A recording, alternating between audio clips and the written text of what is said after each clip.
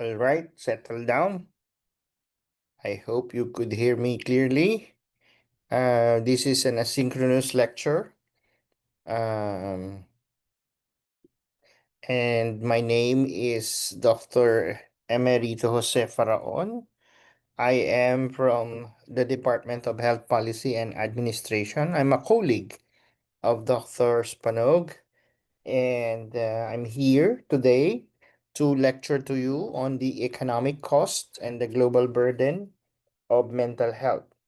So I would like to welcome everyone to our session on the economic cost and the global burden of mental health. Mental health is often overlooked in traditional health discussions, but I think you know this as well, it is one of the largest drivers of disability and the economic loss worldwide. Today, we will be looking at how to connect the numbers.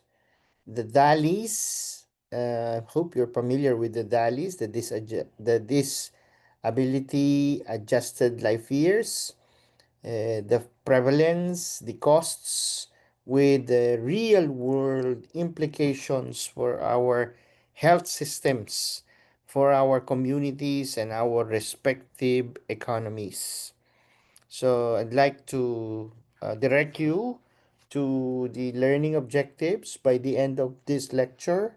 The expectation would be you, as graduate students listening to this lecture, asynchronously, would be able to clearly distinguish what we mean when we talk about economic costs and global burden pertaining, of course, to mental health. We will explore trends in the mental health conditions globally, discuss who is most affected, and examine why low and middle income countries, that is what is meant by your LMICs. So that's low and middle income countries. They often carry this disproportionate impact. They often carry a disproportionate load of uh, populations, citizenry affected with mental health challenges. Most importantly, we will talk about interventions that work and the challenges that remain. Keep in mind that of this dual perspective, there is public health policy on one hand, and of course, every day there is this economic consequences that that's always happening simultaneously. So you must always, after this lecture, after the basics, after the basic concepts and principles have been discussed, be able to apply, be able to use a perspective that is dual in nature. Public health policy on one hand, and what will be the economic consequences of those particular health policies that might either be created, might either be amended, or repealed, meaning to say removed. Okay, so next slide, we will be giving some definitions. When we say global burden, uh, think of global burden as a measure, as a health metric. So it's actually about the DALIs. The DALIs are actually your YLDs. So years lost due to your disability. That means you did not die. You just lost some years because you did not totally get back to 100% normal. So you're a bit disabled. So years lost due to disability plus of course, that part of the population with years life lost. So that's so your YLLs. So when you talk about global burden, it answers the question how much life is lost, or how many years, if you survive, how many years of your life do you live in disability. On the other hand, when you talk of economic cost, the second bullet, that usually translates to the burden into financial terms. What does that mean? Your hospital bills, your pharmaceutical bills, your the professional fees that you pay to your health professional, whoever that health professional may be. There's also the indirect cost, which pertains to you being in the hospital. So that means you're not going to work, you are absent, or you're probably on sick leave. So indirectly, there's productivity loss. That loss is not just a loss to you in terms of salary, in terms but in terms also of productivity of what you might have contributed, where you where you healthy, and where uh, you were able to go to work. So your company also suffers, your office also suffers with your absence. So that's an indirect cost in terms of productivity. Okay. Um, and there are also intangible costs like quality of life. So if you happen to graduate from your course here in the College of Public Health, you might one day be recruited, or you might apply as a health policy maker. So you will understand these things, and you should be able to respond more strongly when you see these costs in billions of US dollars, or in terms of billions of ringgit or billions of pesos. It's not just the years of disability which is lost. It's also an economic cost on the part of the community, on the part of the individual, on the part of the family, and collectively, part that's an economic loss also to the country. Together, those perspectives make a stronger case for investment to intervene. And both global burden, so the first bullet, the second bullet, economic costs, both are needed for planning, for priority setting, and financing. This is when you become a health policy maker, and your ministry or your Department of Health will depend on what you can contribute, either to enact, either to amend. When I say enact, create another uh, policy instrument as a directive tool for intervention to correct some things related to mental health. Okay, so those are the basic definitions between your economic cost and global burden. And while they might be defined differently, I would like to emphasize that both are needed. You must correlate the two contextually in relation to where you are. You must be able to relate them both, because both are needed for planning, for priority setting, and financing, as well as allocating the available resources in your country, in your district, in your municipality, city, or simply in the place where you practice. Could even be a hospital, could even be a health facility. Next slide, an overview of the global burden. Mental disorders, as we know, account for a substantial share of life, years lost to disability. Depression and anxiety are the heavyweights here, consistently ranking among the top causes of disability worldwide. They are among the most prevalent contributors to disability. And since the 1990s, the burden has risen steadily, partly because more people are being diagnosed. The diagnosis has also, the diagnostic procedure has also improved. It has also because of growing populations and pressures, stressors in the environment, like your urbanization. There's more conflict, either domestically or nationally. Remember, this measurement is tricky because of certain challenges like stigma, like underreporting, and cultural, religious differences, which could mean that the numbers that we have, or the numbers that you read, or the numbers that you encounter when you do research, often underestimate reality. Okay, what is really existing out there.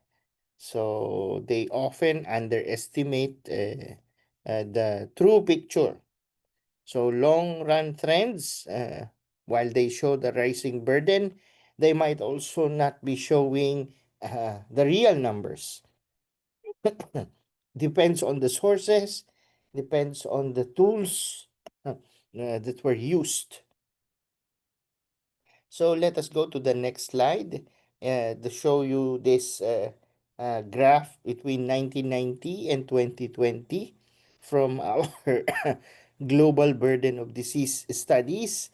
Disclosure, I am part of the GBD collaboration, working with the International uh, Health and Health Metrics and Evaluation Unit Department over at the University of Washington. So I'm a Philippine collaborator together with some faculty members here in our Department of Health Policy and um, administration. So from time to time, I'd be showing slides from the studies that we either published or were part of.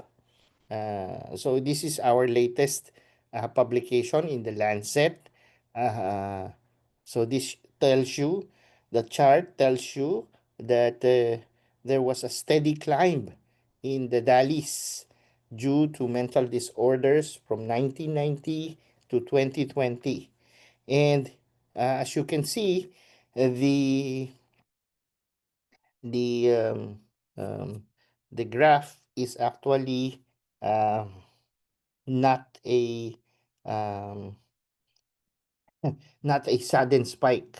It's actually a gradual increase for every year where you will see the important data points. So this reflects a gradual increase, and that both population growth and of course the chronic nature of the mental disorder. These are disorders that often last for years. And I'd like to ask you who are listening, who are watching this asynchronous lecture, what do you think are the societal trends like social media, economic insecurity, climate stress? Uh, what do you think might accelerate this curve further in the future? Meaning to say now, 2023, 2025. Do you see this as a sudden spike going down? Do you see a further increase? Remember, on your left side, you see here labeled DALIs, and this is in the whole world. How many millions? So it's already in the uh, almost 200 million. affected worldwide.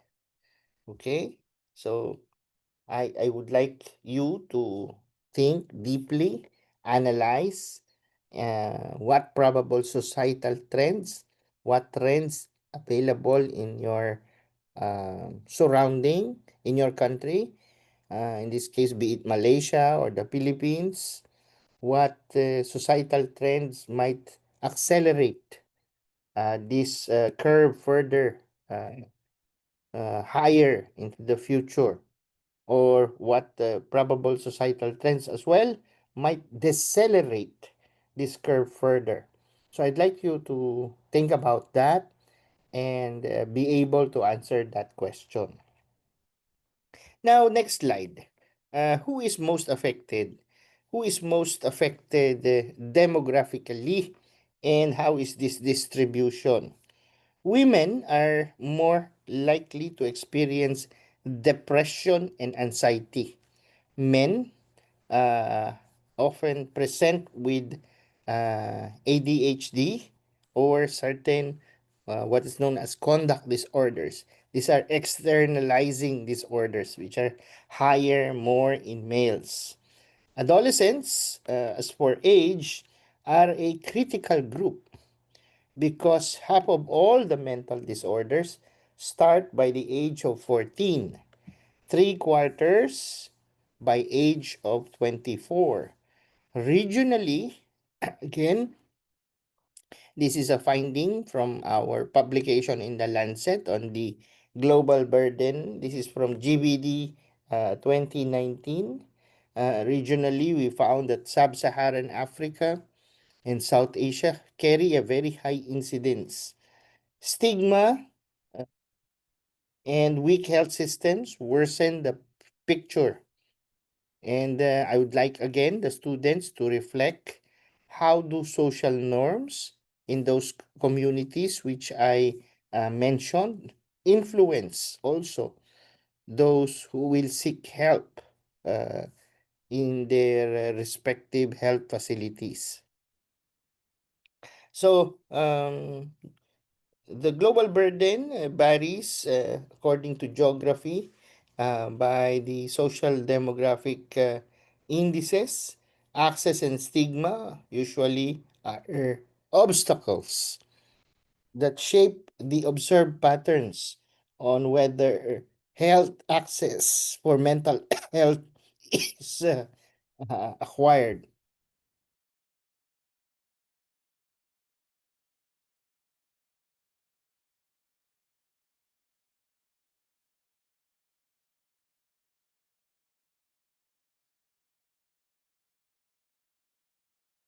So we go for the next slide. For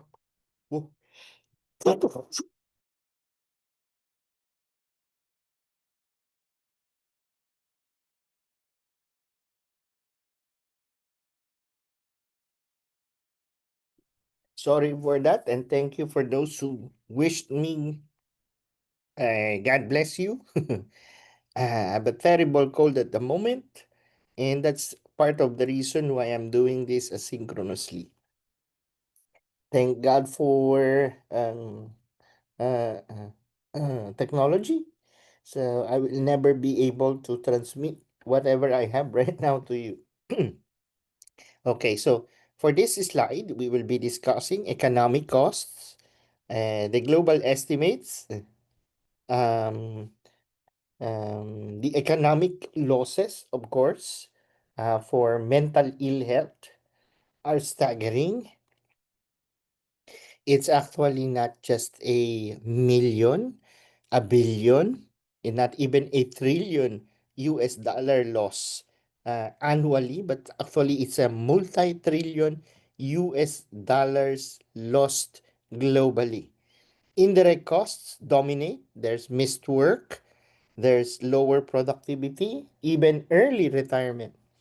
Observe. So a country actually can lose up to 4 to 8% of its gross domestic product because of untreated mental illness.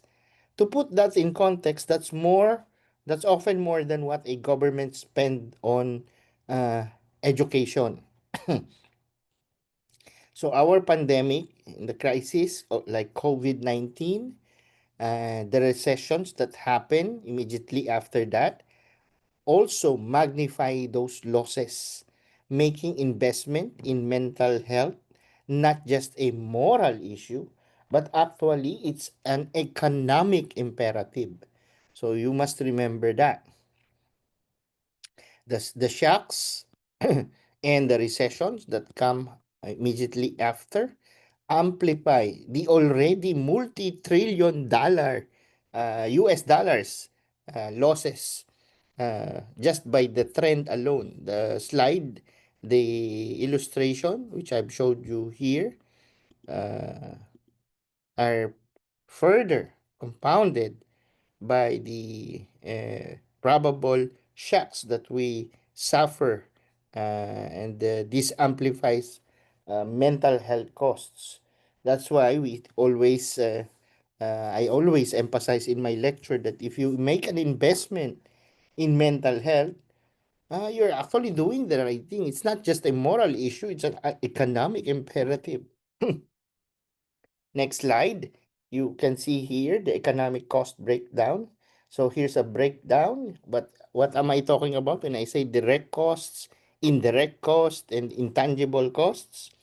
Well, direct costs, as I've said, are hospital stays, consultations, pharmaceutical medicines. They are all visible, they are easier to track. But indirect costs, your indirect productivity, uh, presentism, uh, they are often hidden, but they make up 60% of that pie you see in this illustration. Intangible costs, 15%, pertain to the reduced quality of life,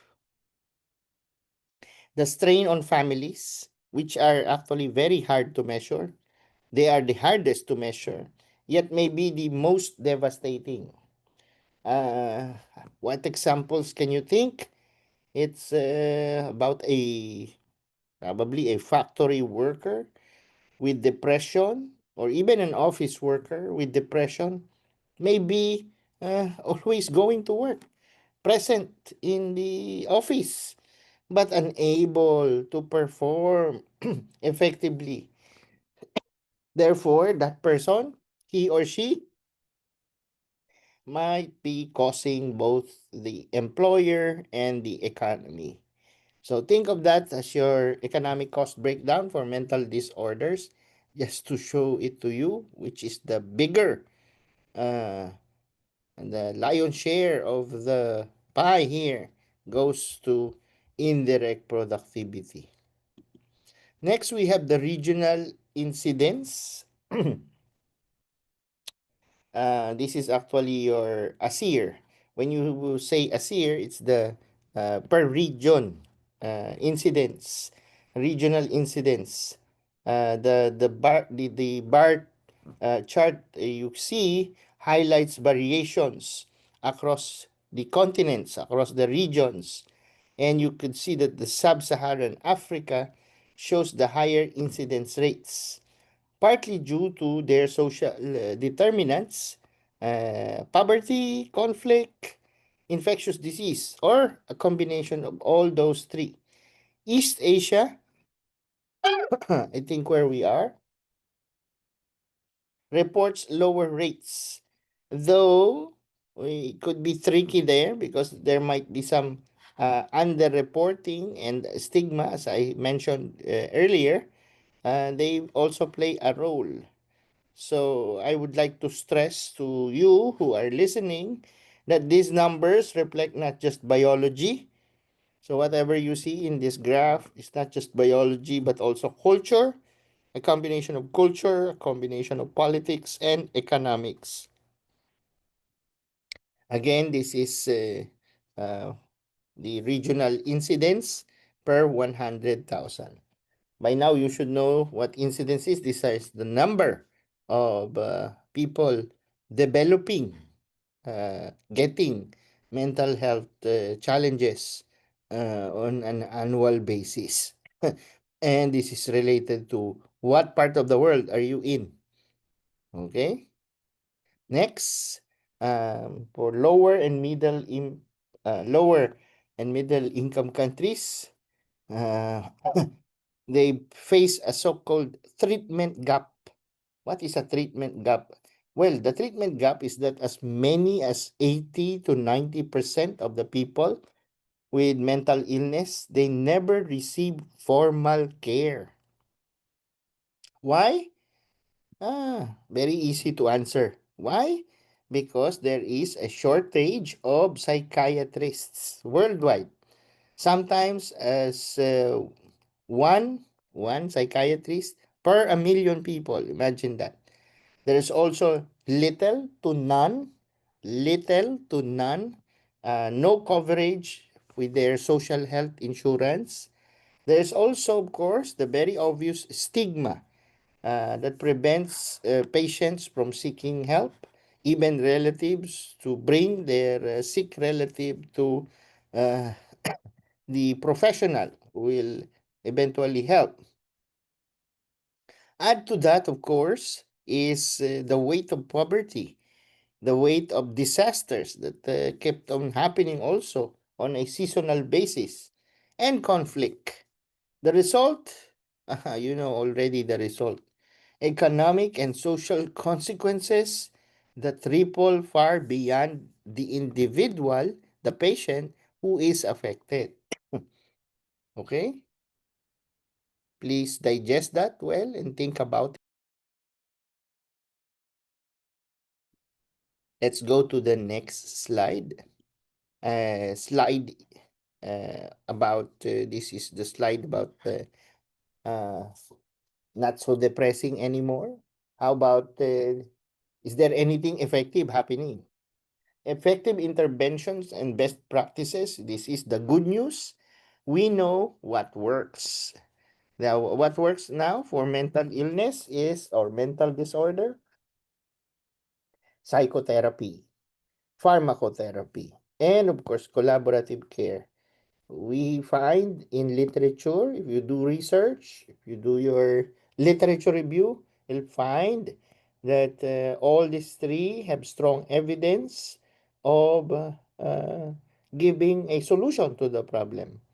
Prevention programs in schools and workplaces, they also reduce the stigma. There are many anti-stigma campaigns and they build resilience.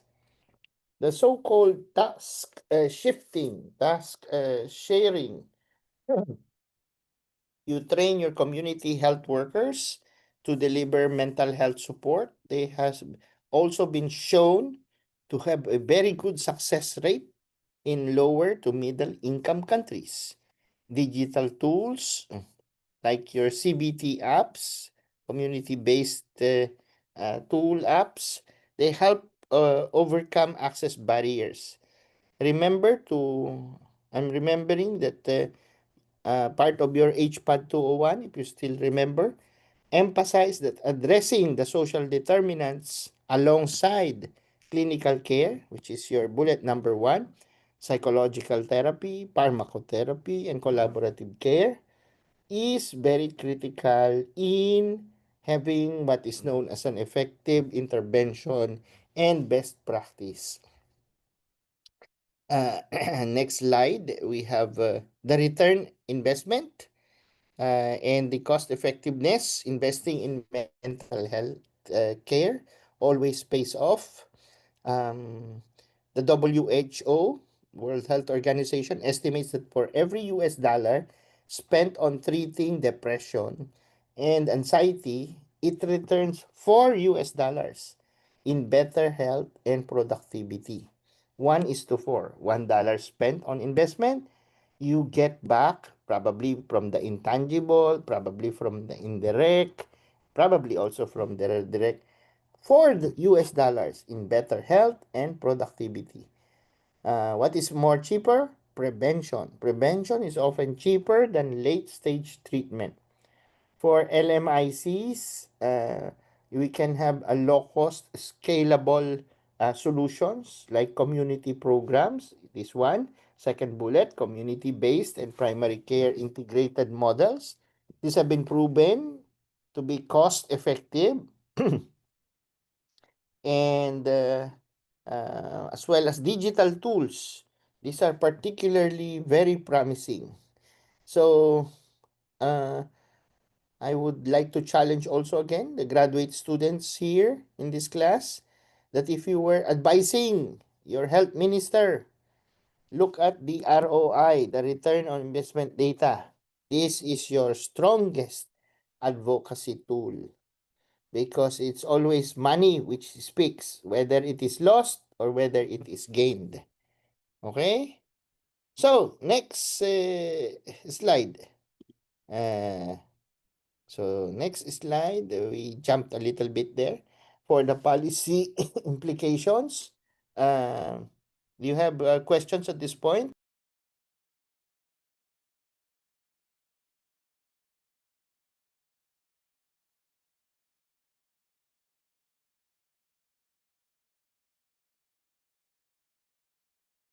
While I know that you cannot ask questions to a recording, you could always email me.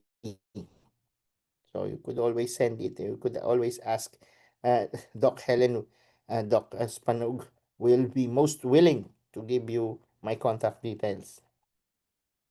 So for policy implications, what this all means for policymakers would be to integrate mental health into universal health care or coverage benefits.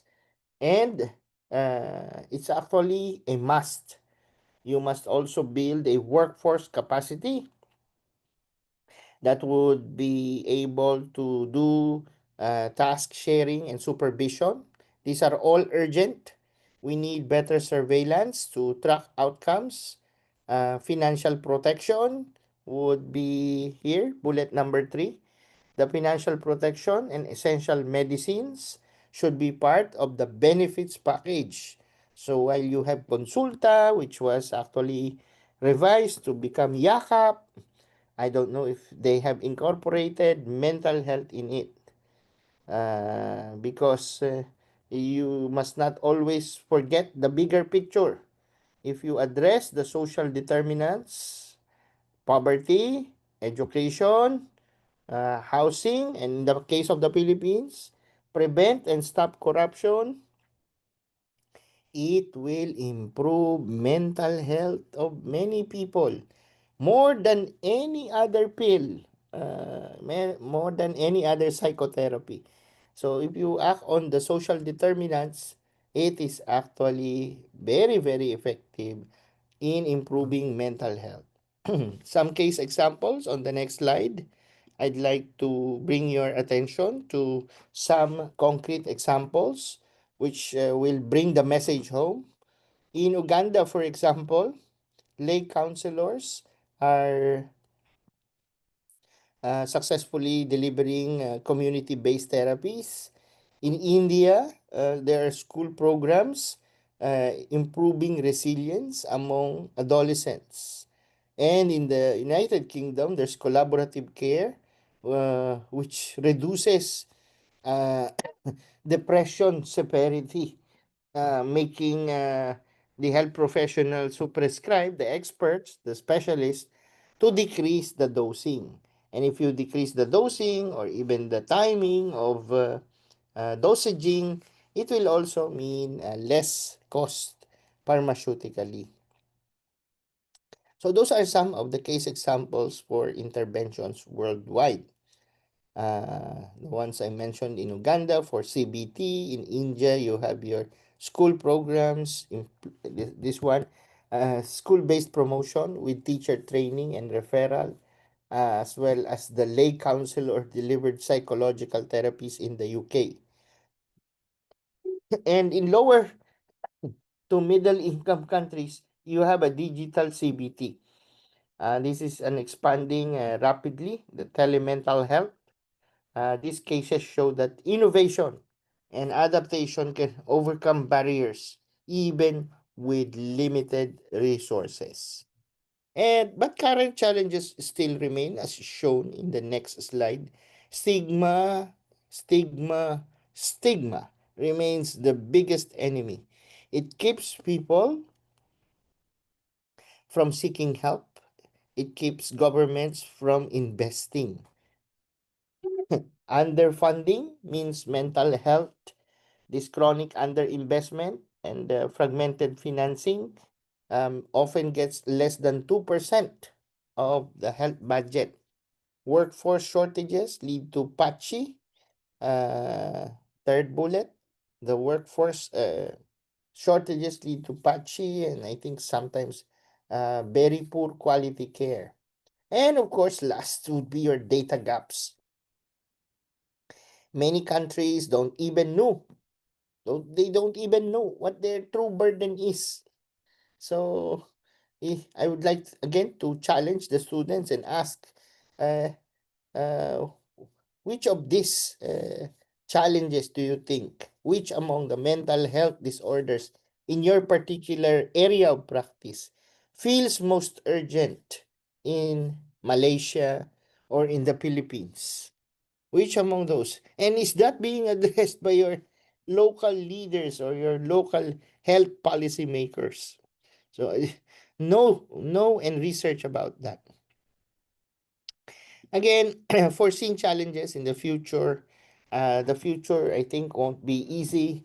Aging populations will bring with it more dementia, more depression.